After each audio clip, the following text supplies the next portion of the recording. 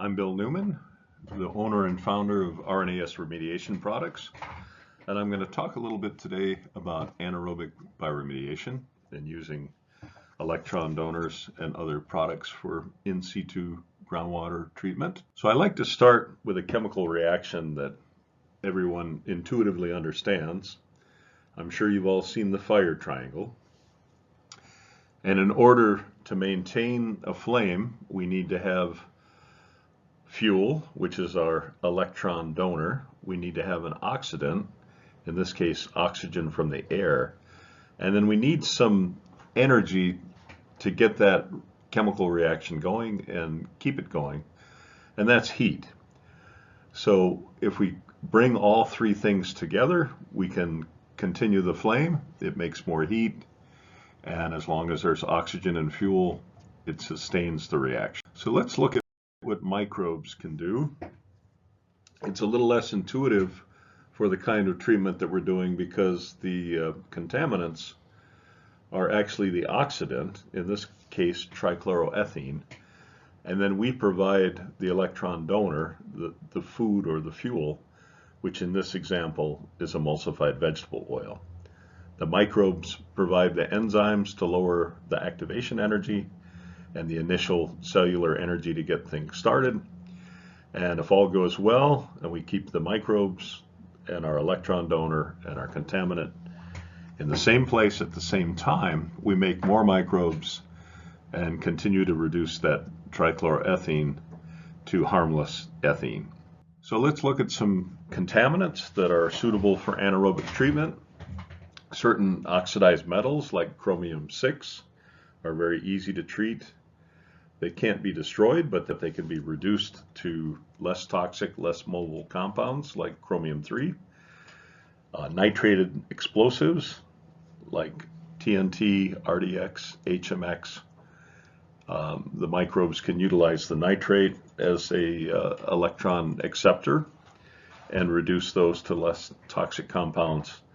And then chlorinated solvents, the microbes can remove the chlorine and use the chlorine to produce chloride as an electron acceptor and reduce those compounds to less harmful ethane or ethene compounds. So how do we solve the engineering problem of bringing the contaminants, the electron donors, and the microbes together? That can be a challenge. One of our biggest problems is that we often don't have a clear understanding of where the contaminants are localized. So it's very important to do a good site assessment. We need to know where the contaminants are. We need to know if they're mobile. And then we can begin to plan how we can deliver our electron donors, perhaps microbes and buffers, to produce the optimal environment in situ where the contaminants are. So how fast can we do this? If we put everything in a bottle in a lab, it can happen pretty quickly. Here are two microcosm studies with 10 milligrams per liter of tetrachloroethene. The microbes are able to reduce that much PCE to ethene in a month or less in the one case. But that doesn't really happen in the ground for an in situ treatment, for a couple of reasons. One reason is the diffusion limitations. We often have a complex geology where our injected materials tend to go in the more permeable sand layers, as illustrated here, and then the contaminants are rapidly treated within those sand layers, but the contaminants that are trapped or stored in the less permeable silt or clay layers can then slowly diffuse back out and recontaminate the treated sand layers.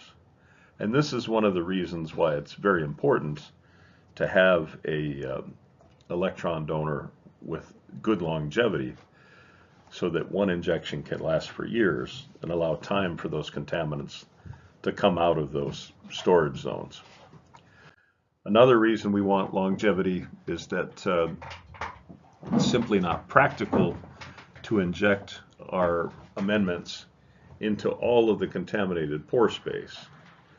So even on a source area or a small site where we might use a grid approach, it's unlikely that we're covering more than 10 or 20% of that pore volume with our injection event.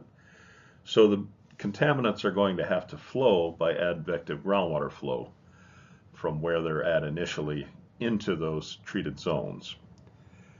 And then very commonly when we have a large dilute plume, we use transects of treatment where we inject our EVO or other amendments to create biologically active zones that the contaminants then have to move through very slowly. So groundwater flow may take years to move through the barriers, and the contaminants often have a retardation coefficient that makes them move more slowly than the groundwater.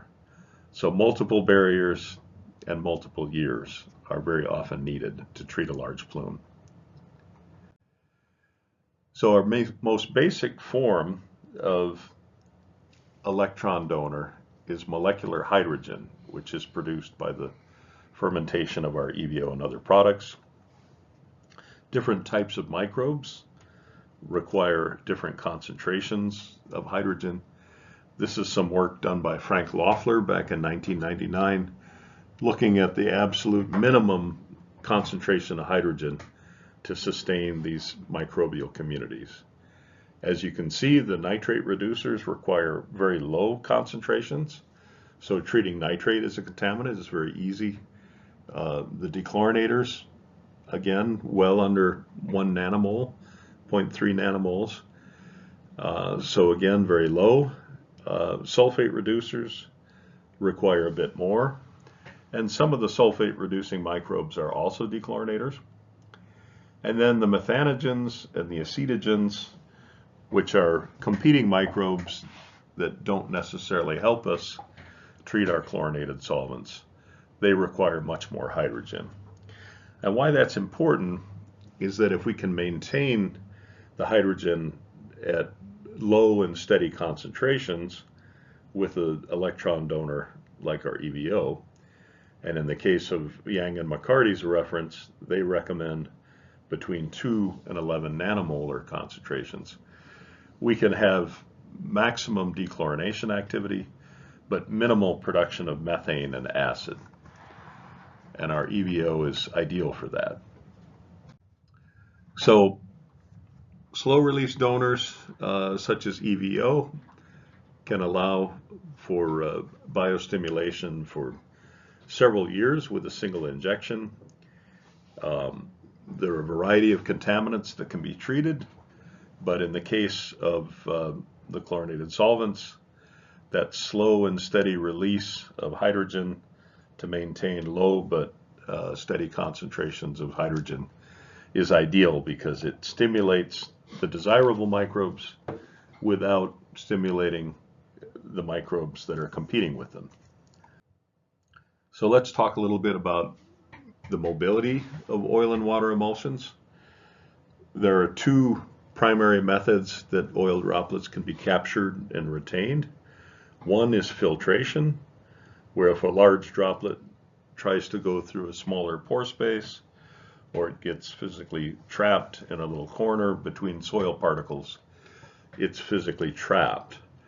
The other is interception, where an oil droplet touches a soil mineral surface and then it's attracted to that surface by an electrical charge or van der Waals forces. So it sticks and stays. And filtration primarily works on larger oil droplets. There are a lot of filtration models out there. One by Zhu et al. Basically predicts that if the ratio between the mobile particles, being the oil droplets, and the soil particles, being the soil matrix, is less than 0.008, there should be little, if any, capture by filtration. So what does that mean in terms of our products? If we have a small droplet EVO like the 60E that we manufacture in Brazil, unless the soils are a silt or smaller, about 60 microns or smaller soil particle size, there's very little capture by straining. We still have absorption by interception, but essentially no straining. If we want higher retention, we can use a field-produced emulsion like our HRO product, which averages around 5 microns. And we now see straining capture when the soil particles are on the order of 0.5 millimeter or smaller. So let's look at the 60E product. This is the primary product that Rumo manufactures and distributes for us in Brazil. It contains 72% fermentable material. It's primarily soybean oil, 60% soybean oil by weight. It also has 6% ethanol as a preservative and a fast-release donor. And then, of course, the balance is water and surfactants that stabilize the emulsion. The oil droplets are very small and uniform because they're processed in a factory with a very high shear mixer. Essentially, all of the droplets are under 1 micron in size. And because the oil is such a efficient source of hydrogen, 1 kilo of the 60E EVO produces 2.5 times as much hydrogen as a kilo of molasses. Let's look at the HRO product. The HRO is an oil and surfactant blend.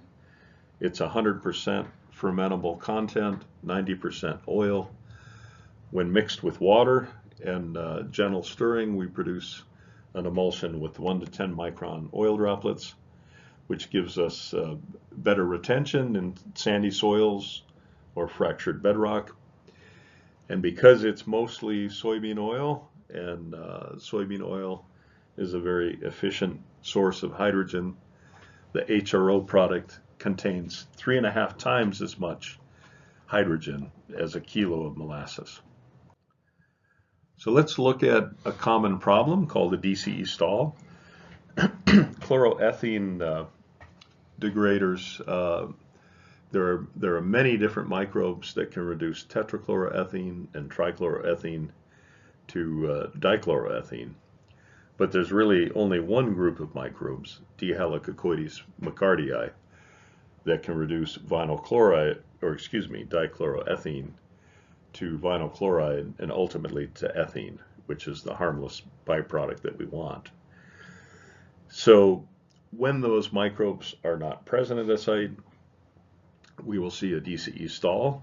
More commonly, the D. helicoides microbes are there, but the pH is lower than optimal. And ideally, we want to maintain a pH of 6.5 or higher. For sites that don't have the microbes, we can add a bioaugmentation culture, like the SDC9 culture. We use this very commonly in the US and elsewhere in the world. We don't currently have it registered in Brazil, but we are working on getting a registered culture for the Brazilian market so that we can make that tool available. So let's look at a microcosm with the full strength D. helicoides culture, SDC9. It has a very high cell density of about 1 × 10 to the 11th cells per liter. And we grow those microbes at pH 6. So in the case of treating 10 milligrams per liter of PCE at a pH of 6.1, you can see we get all the way to ethene in a little over 20 hours. If we lower that pH to 5.5, it takes 10 times as long. And if we were to lower it to pH 5, it wouldn't happen at all. We would stall at DCE. So what is our solution for that problem? We make and sell a colloidal calcium carbonate buffer in Brazil called Neutral Zone. The product consists of small micron to submicron calcium carbonate particles, and we're able to inject those and make them mobile during the temporary circulation or injection, but they don't move with advective groundwater flow. And that's important because if we inject a soluble buffer like sodium bicarbonate, it can move out of the treatment zone even if the contaminants and the EVO are retained on the soils.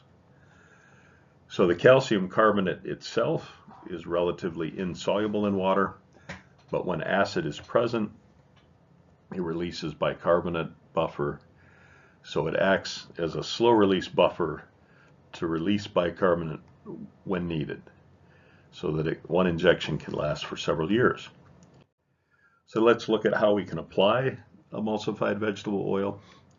The oil and water emulsions have a low viscosity, so that they're a lot like water in terms of viscosity, very easy to inject. We typically inject 1 to 5% oil by weight, and we can use direct push injection tools. I prefer a top-down injection approach. Most direct push injection equipment is limited to a depth of about 30 meters, so we may need to install wells. We can do direct injections into wells, or we can do a temporary circulation between wells to carry that EVO laterally a greater distance, and of course install fewer wells, which saves us money. Once the EVO is in place, that circulation can be shut down, and then those biobarriers can stay active for several years. So let's look at a site where we use that approach. This is Dover Air Force Base, and you can see the gray lines on the map indicate that there are a lot of roads and buildings. So this is an active Air Force base. We can't just punch a hole in the ground anywhere we would like, because we don't want to disrupt the Air Force Base activities. This particular area, Area 6, is a relatively large plume. You see the scale bar in feet, 1,000 feet. The two red lines that are transects across the plume were emulsified vegetable oil biobarriers installed by direct push injections. The green lines consisted of wells spaced approximately 15 meters apart, and they use circulation alternating with injection and extraction wells, circulating in one direction for a week or two, and then reversing the flow in the other direction, and then shutting it down for several years at a time once the EVO had been installed. The geology was a silty soil, a silty sand, and so groundwater flow was relatively slow. You can see this figure shows the contaminants, the TCE concentrations in June of 2006, and then many years later, in 2015, the contaminants have had time to move through the barriers, and you can see we removed about 99% of the contaminant mass with those biobarriers. The original pilot testing used another product from a competitor, and they found that some of the wells were backing up and clogging because of the larger, less mobile droplet size. When they used our product, that problem went away, and ultimately between Area 6 here and Area 5, the Air Force used about 750,000 kilos of our EVO product to effectively treat both of those plumes. So let's look at a simple direct push treatment example. This is a site in Northern California where they wanted to redevelop the contaminated property as quickly as possible. The plume has kind of an odd shape because of the braided sand channel old stream bed geology, so that's why we have this red hourglass shape with the highest concentrations. The pH was a bit low, so we required both buffer and our EVO.